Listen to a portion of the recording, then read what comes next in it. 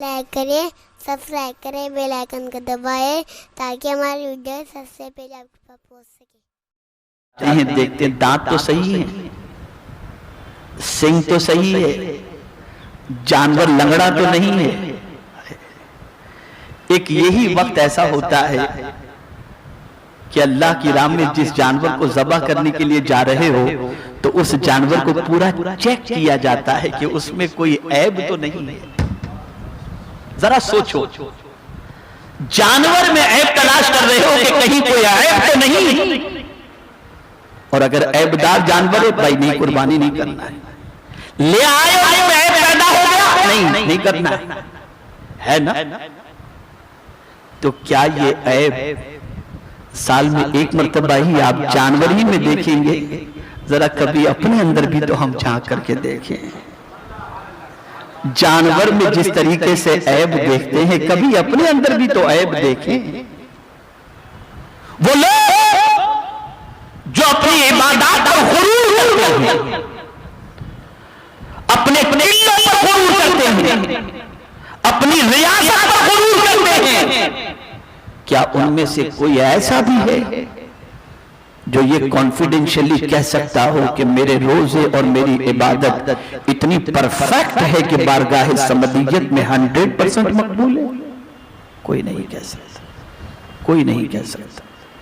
لیکن کر کے انسان اتنا مغرور ہو جاتا ہے کہ وہ سمجھتا ہے کہ مجھ سے بڑا عابد و زاہد کوئی دوسرا ہے ہی نہیں۔ نادانوں یاد رکھو، جس طریقے سے عیب دار جانور کو آپ دیکھ رہے ہو اور آپ اس کی تحقیق کر رہے ہو، جانور کو اپنا عیب نظر نہیں آتا، آپ جانور کے عیب دیکھ رہے ہو اور عیب دار جانور جانتے ہو کہ خدا کی بارگاہ میں قبول نہیں ہوگا۔ تو سن لو، بہت سارے ہمارے عیب ایسے ہیں جو ہم جانتے ہیں یا ہمارا مولا جانتا ہے، ہمارا مولا جانتا ہے۔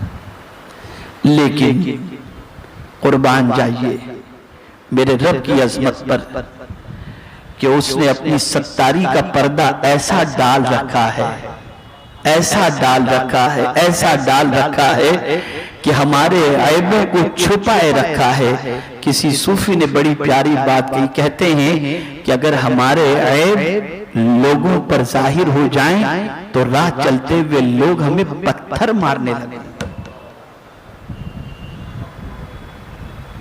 پتھر مارنے لگے۔ تو اے رسول اعظم صلی اللہ تعالی علیہ وسلم کے پیارے دیوانوں، رب کی بارگاہ کے اندر نہ گوشت پہنچتا ہے نہ خون پہنچتا ہے، اس کی بارگاہ میں دل کی کیفیت تقویٰ جو ہے وہ اللہ کی بارگاہ میں پہنچتا ہے کہ یہ قربانی تم نے کیوں کی ہے، کس کے لیے کی ہے، کس کی خوشنودی کے لیے تم نے کی ہے، کس کی رضا کے لیے تم نے کی ہے۔ تم اپنے دل کو ٹٹولو، کیا صرف ٹانگ کھانے کے لیے، گردہ کلیجے کھانے کے لیے تم نے قربانی کی ہے؟ تو اس قربانی کی کوئی اہمیت نہیں ہے۔ ادائیگی تو ہو جائے گی لیکن اہمیت نہیں ہے، اس لیے کہ گوشت نہیں پہنچتا، دل کا تقویٰ پہنچتا ہے، دل میں جو اللہ کی محبت ہے وہ پہنچتی۔ اور یاد رکھو، یاد رکھو میرے پیارے آقا صلی اللہ تعالی علیہ وسلم کے پیارے دیوانوں، اسی لیے اللہ کی نشانیوں کی تعظیم پر قرآن نے بڑے واضح لفظوں میں فرمایا کہ وَمَن يُعَظِّمْ شَعَائِرَ اللَّهِ فَإِنَّهَا مِن تَقْوَى الْقُلُوبِ، جو اللہ کی نشانیوں کی تعظیم کرتا ہے اس کا دل متقی ہے، اس کے قلب کو اللہ نے تقوی والا بنا دیا ہے۔ اور تقوی بڑی عظیم چیز ہے، تقوی بڑی عظیم چیز ہے، اتنی عظیم چیز ہے، اتنی عظیم چیز ہے کہ اگر کسی کو خدا سے قریب ہونا ہے تو بھی تقوی اختیار کرے، اور کسی کو مصطفیٰ پیارے سے قریب ہونا ہے تو بھی تقوی اختیار کرے۔ حضرت معاذ بن جبل رضی اللہ تعالی عنہ کو میرے آقا صلی اللہ علیہ وسلم نے یمن کا گورنر بنا کر بھیجا۔ جب جانے لگے تو ارشاد فرمایا معاذ اب تم جب یمن سے پلٹ کر آؤ گے تو میری ملاقات نہیں ہو سکے گی. معاذ اللہ جو کہتے ہیں رسول اعظم کوئی غیب کا علم نہیں. میں پوچھنا چاہتا ہوں حضرت معاذ کو جب سرکار نے فرمایا تو معاذ یہ نہیں پوچھتے کہ سرکار آپ کو کیسے معلوم کہ آپ پردہ فرما جائیں گے؟ نہیں، بلکہ رو پڑتے ہیں. قدم ناز مصطفیٰ صلی اللہ علیہ وسلم کو پکڑ لیا حضور میں آپ کی جدائی کو کیسے برداشت کر سکوں گا. تو یہاں بھی حضور نے قرب کی بات کی، قرب کی بات. ارشاد فرمایا اے معاذ کیا تم چاہتے ہو کہ قیامت میں مجھ سے قریب رہو؟ تم چاہتے ہو کہ قیامت میں مجھ سے قریب رہو؟ عرض کرتے ہیں ہاں یا رسول اللہ صلی اللہ علیہ وسلم. میرے آقا نے فرمایا علیکم بالتقوی، تقوی کو اختیار کرو، قیامت میں تم مجھ سے قریب رہو گے، قریب رہو گے. تو عرض یہ کر رہا تھا میرے پیارے آقا صلی اللہ علیہ وسلم کے پیارے دیوانوں، رب کی بارگاہ میں گوشت نہیں پہنچتا، خون نہیں پہنچتا، بلکہ جو پرہیزگاری ہے وہ اللہ کی بارگاہ میں پہنچتی ہے. اب آپ دیکھیں قرآن کا فرمان دیکھیں، اللہ اکبر. اب جانور کے حوالے سے قرآن کہتا ہے کذالک سخرھا لکم،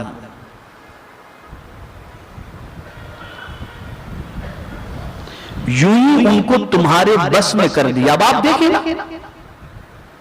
بھینس کو بس میں کرنا، بیل کو بس میں کرنا، اونٹ کو بس میں کرنا کتنا ڈیفیکلٹ ہے، کتنا ڈیفیکلٹ ہے.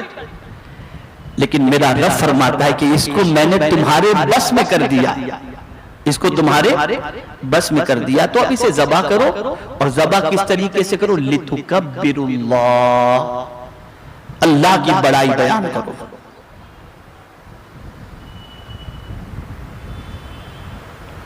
اور اس بات پر اللہ کی بڑائی بیان کرو کہ اللہ نے تمہیں ہدایت عطا فرمائی. لِتُكَبِّرُ اللَّهَ عَلَى مَا هَدَاكُمْ، کہ اللہ نے تمہیں ہدایت عطا فرمائی.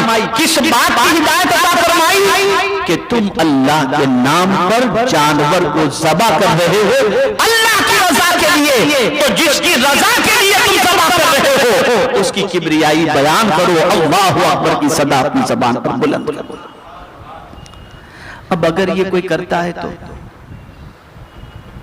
اگر کوئی ایسا کرتا ہے تو پروردگار فرماتا ہے حضور سے وَبَشِّرِ الْمُحْسِنِينَ، اے محبوب صلی اللہ علیہ وسلم احسان کرنے والوں کو خوشخبری سنا دو.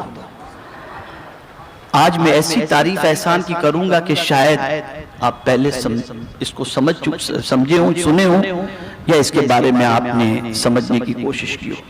کیا فرمایا؟ وَبَشِّرِ الْمُحْسِنِينَ، اے محبوب صلی اللہ علیہ وسلم احسان کرنے والوں کو خوشخبری سنا دو. احسان کی ڈیفینیشن اور احسان کی تعریف میں مفسرین فرماتے ہیں کہ احسان اسے کہتے ہیں کہ جب کوئی بندہ کوئی عمل کرتا ہو تو یہ تصور کرے کہ میں خدا کو دیکھ رہا ہوں، اور اگر یہ تصور قائم نہ کر سکے تو یہ تصور کرے کہ خدا اسے دیکھ رہا ہے. یہ احسان.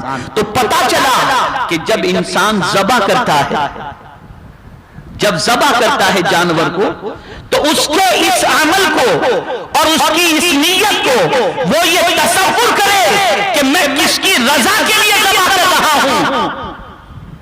اسے یقین ہونا چاہیے کہ مولا کی رضا کے لیے ذبح کر رہا ہوں تو مولا کو دیکھ رہا ہوں، مولا دیکھ میں تیری رضا کے لیے اسے ذبح کر رہا ہوں. اور اگر یہ تصور قائم نہ ہو سکے تو مولا سے تیرے دل کے بھید چھپے ہوئے نہیں ہیں، یہ تصور کر کے مولا تجھے دیکھ رہا ہے، مولا تجھے دیکھ رہا ہے. یہ احسان. بڑی معذرت کے ساتھ عرض کروں گا کہ ہماری ساری چیزوں میں رسم رہ گئی، رسم رہ گئی اور رسم رہ گئی. کسی چیز میں اصل کا کہیں دور تک معاملہ نظر نہیں آتا. ہماری ویڈیو کو لائک شیئر ضرور کریے.